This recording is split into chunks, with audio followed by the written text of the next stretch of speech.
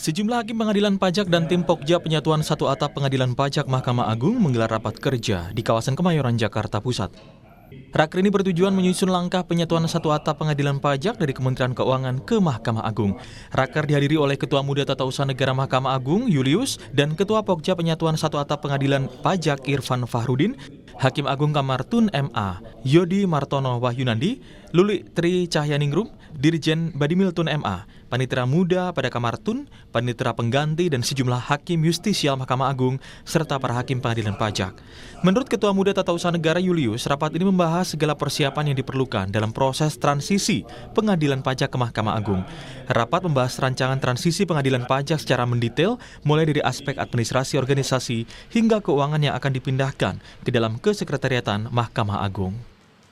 Oleh Ketua Mahkamah Agung telah dibentuk tim Pokja, kelompok kerja, dalam rangka penyatuan atap pengadilan pajak ke Mahkamah Agung. Dalam rangka itulah dibentuk kelompok kerja ini yang terdiri dari Hakim Agung, Hakim Pajak, kemudian dari Sekretariat Mahkamah Agung dan Sekretariat Pengadilan Pajak. Kita membahas beberapa hal, tapi tentu seputar organisasi, administrasi, dan keuangan dari Pengadilan Pajak, bagaimana ini nanti dipindahkan semuanya ke Sekretariat Mahkamah Agung, di mana nanti posisinya di bawah Direktur Jenderal mana, itulah nanti akan kita atur.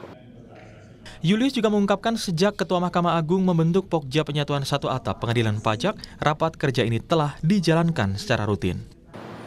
Kelompok kerja ini dapat menghasilkan sebuah rancangan peraturan Presiden dalam rangka memindahkan administrasi, organisasi, dan keuangan dari Pengadilan Pajak ini kepada Mahkamah Agung, sehingga nanti murni di bawah Mahkamah Agung.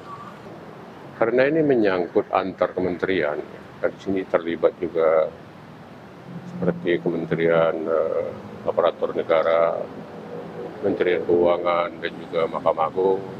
Maka ini tidak mungkin diselesaikan oleh keputusan Ketua Mahkamah Agung.